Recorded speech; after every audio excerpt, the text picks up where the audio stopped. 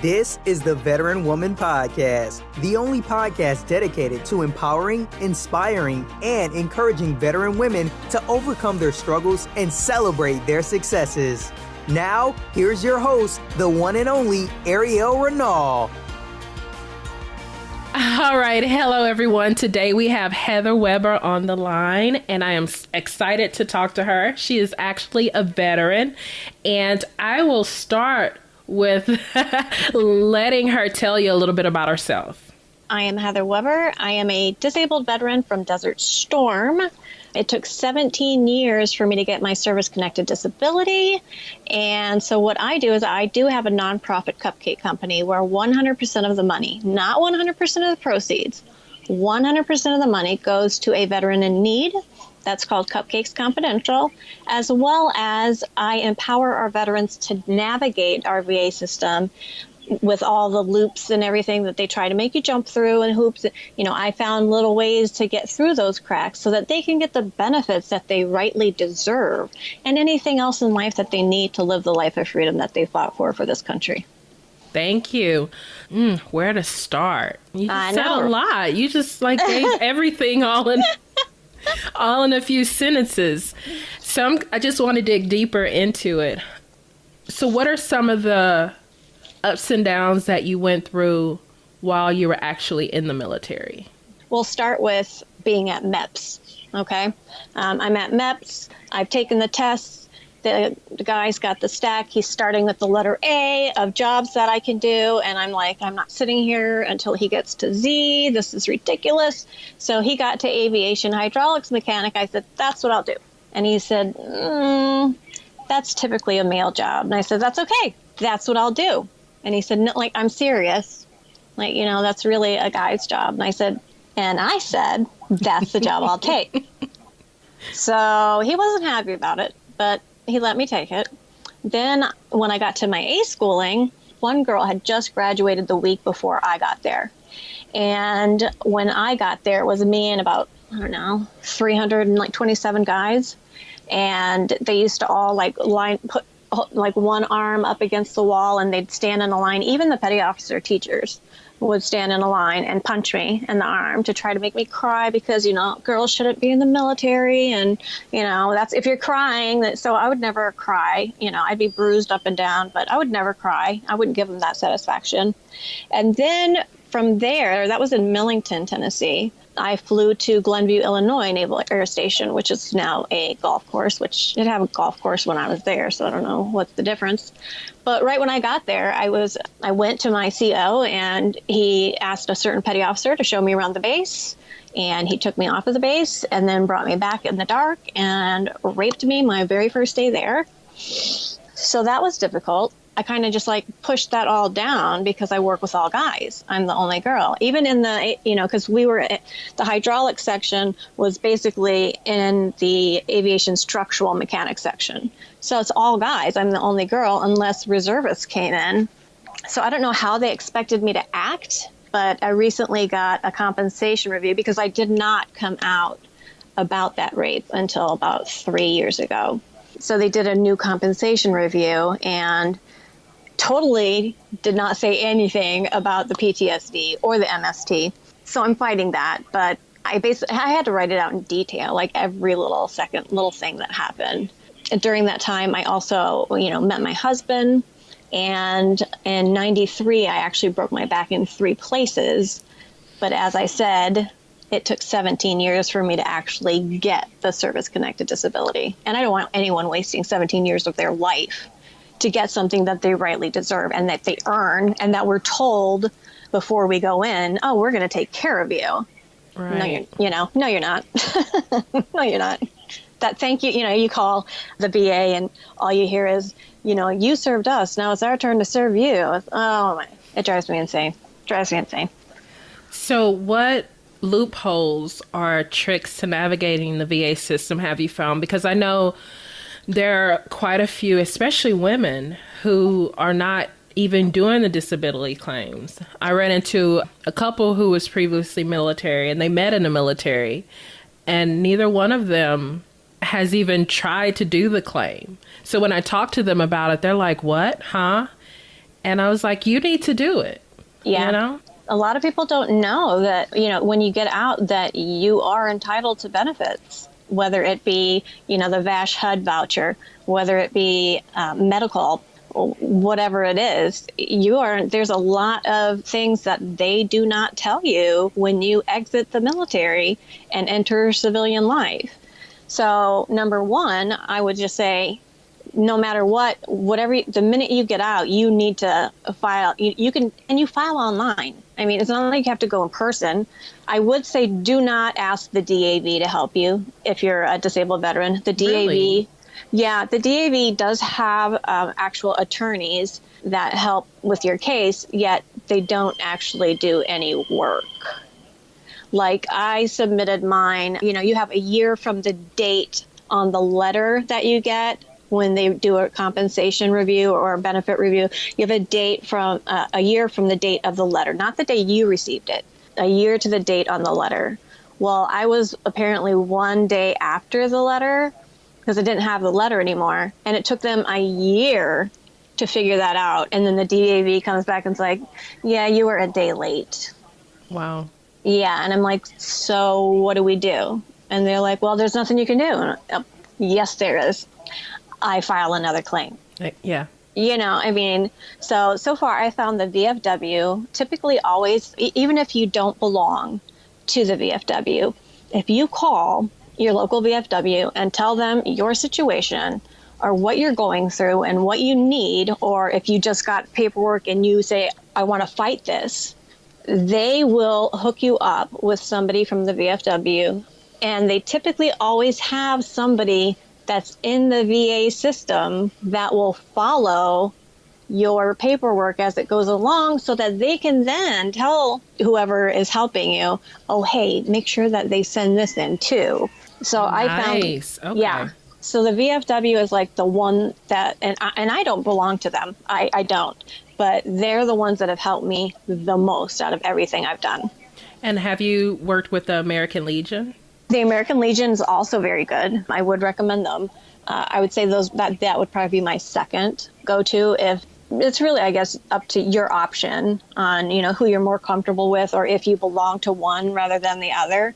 But both of them, as opposed to the DAV, are 100 times better. And they stay in communication with you. Like I didn't hear from the DAV for an entire year, and I would call and leave messages, never hearing anything back. Until I got the paperwork and I called and was like, what the heck is this? And they're like, oh, let us look into it. And then like another week goes by and then I get a call and it's like, oh yeah, you were a day late. Well, I'm glad that you figured that out a year later. So thank you. But the DAV stays in contact almost on it, here in octogenarian land, Florida people. They pretty much call me on a daily basis, which is really nice. Just That's to amazing. check. Yeah, just to check and make sure you're doing okay and to let you know where your paperwork's at in the process. So that's why I'm really pro VFW, because they are pretty much by your side the entire way. So they will help with appeals and stuff and raising. Yes. Yep. Okay. Yep. And just in case you're listening to this and you want to know more information, you can look up veteran service organizations. Yes. So like the American Legion, like she said, the DAV, and the VFW. Don't do don't do the DAV. Ignore that one. But just in case somebody has a close connection. And on the VA side, I believe they have a list of the contacts based on state and location. Yes, they do. And if you do decide to go with the DAV, which I highly recommend you don't, but if you do, almost every VA facility does have a DAV representative in their hospital, outpatient clinic, wherever you're going. So you can always check into that. So let's talk about this sweet tooth. Okay. So how did you decide to do Cupcake Confidential? How did that come about? That came about right after I had come back. There is a group in New York called A Soldier's Heart.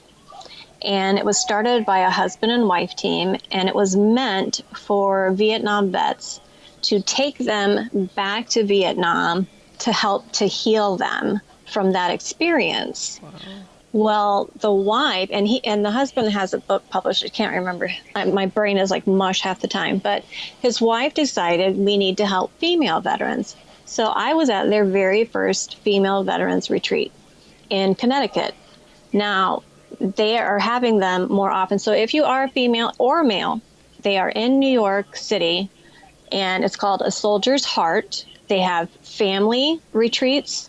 They have female retreats, male retreats, and then, as I said, they do have where they take Vietnam vets back. And they do have, like, they basically, because I couldn't afford it at the time, they paid for my airline ticket, and then the housing was already provided plus the food. So. And how long was that retreat? Friday morning through Sunday. So a weekend. And, okay. Yeah. When I came back from that was when I actually came out about my rape, because, you know, it was almost like going back in to the military, and you just, that instant connection that you get because you understand what you're talking about, as opposed to talking to a civilian that has no clue because they're only going off what they're spoon-fed by the media. And when I came back from that, and my son, you know, was like, wow, you just look so much better, you know, because I almost didn't go. And he was like forcing me to go. And I felt bad. They'd already paid for this ticket like a year in advance. And like, I was feeling horrible.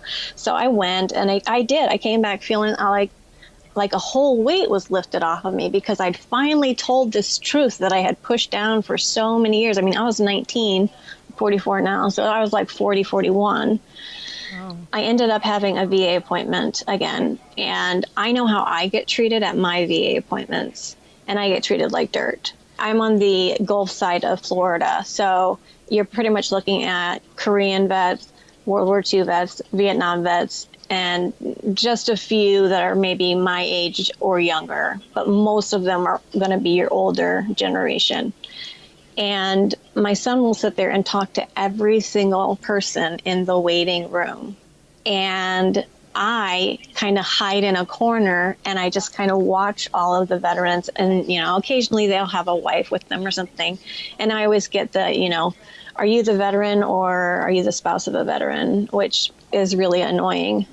I ended up, I had some dietary, I was allergic to some things, wheat and dairy. So my son and I left, and we started crying the minute we got in the car, because if I'm getting treated like that, these men that are standing stick straight tall and are so proud of what they did, they're getting treated that same way. And we all have dietary restrictions. So I try to think of, what can I do to help?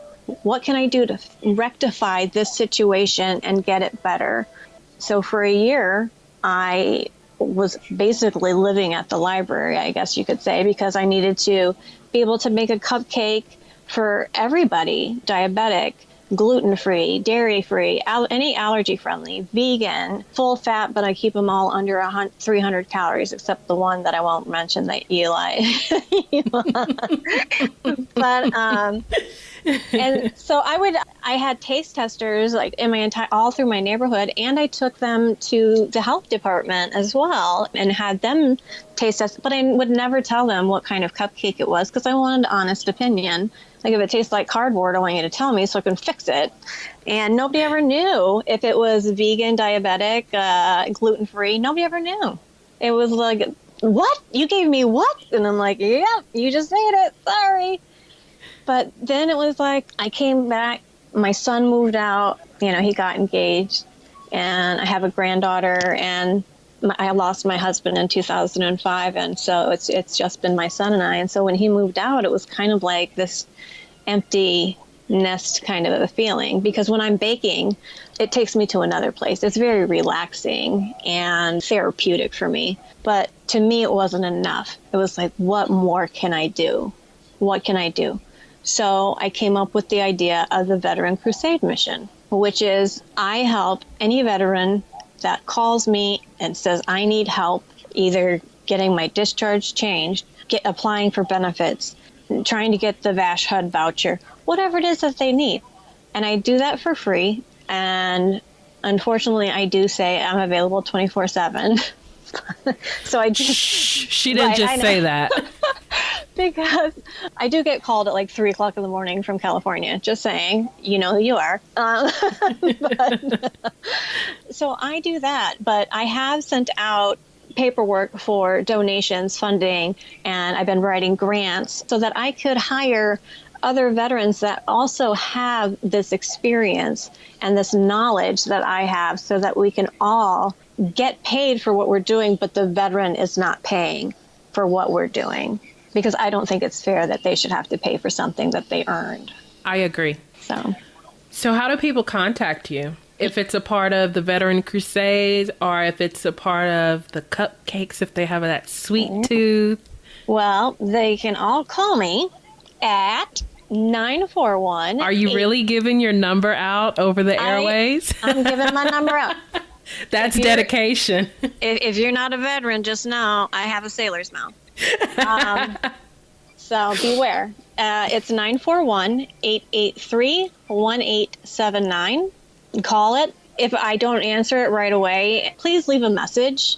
You can also contact me through Twitter at HMWeber, W-E-B as in boy, E-R. That's also the same as my Periscope handle. And then on Facebook, I do have a Cupcakes Confidential page as well as on Instagram. And they're both just one word, Cupcakes Confidential, even though it's two words. I don't know why it's one word, but you know how the internet is. So, right. But yeah, that's how everybody contacts me. That's the same number. I get calls on it all the time. It's right behind me, actually. I'm surprised you can't see it.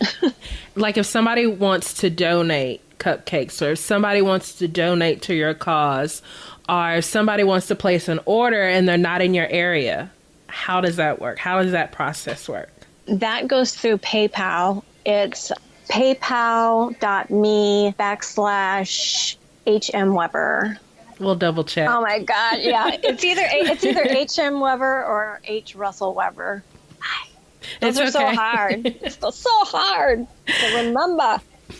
So people can just send you donations or place an order, contact you to place an order, and you do ship, correct? I do ship in the 48 contiguous states.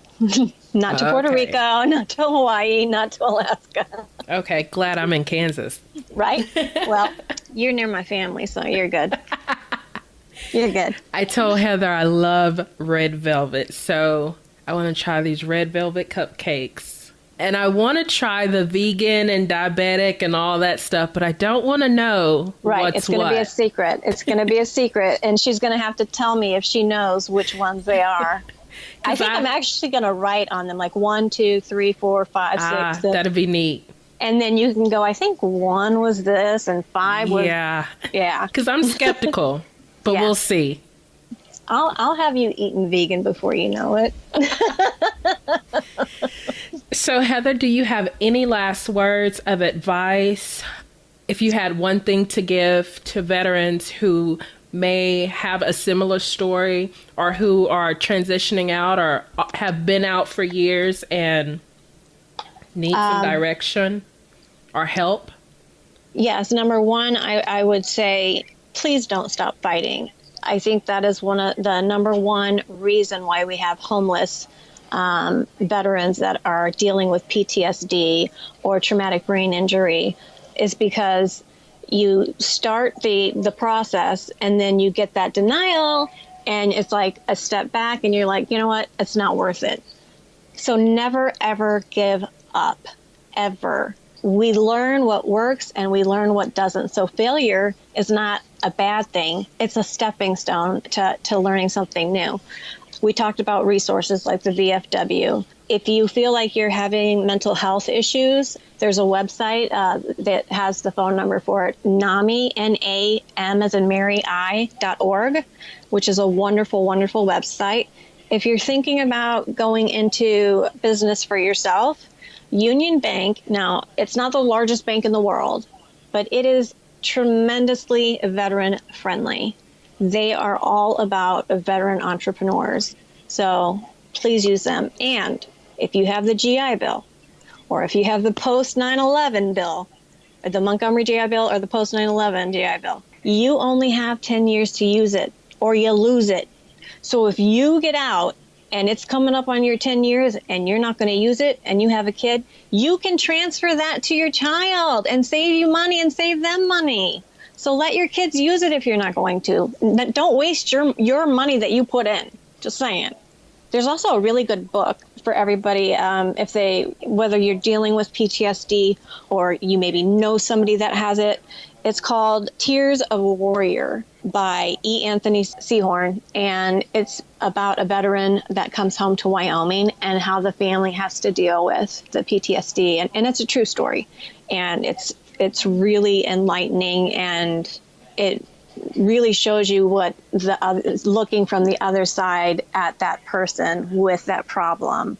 And I think that can sometimes be helpful for us to be able to communicate better with each other if we're in a relationship or not. Thank you so much, Heather. Thank you for your service. Thank you for your diligence. Thank you for what you're doing now to help other veterans. We so appreciate it. I appreciate it. And of course, we know the struggles that veterans go through. And one of my biggest things, I love connecting with veterans, and I love talking about the ups and downs because we all have had our struggles. We've had our triumphs. And my big thing is about reaching out and supporting one another and not being afraid to say, hey, I need help, or hey, I need support, or hey, I'm going through this. What next? Because somebody out there understands what you're going through and we're willing to help. So I say the same thing. We all have a voice and it needs to be heard. Yes. So if we had more veterans step up and talk and tell us their story, I think we might be able to get the VA system in its right place where it needs to be. Yes. But I appreciate your service too, because you're amazing too, and I just adore you. Aww. I do. Blushing. Y'all can't see it. Thank you so much. You're welcome. You've been listening to the Veteran Woman Podcast. If you want to connect with Ariel and let her know what you thought of today's show, be sure to head over to www.theveteranwoman.com and follow her on Facebook, Instagram, and Twitter @The Veteran Woman.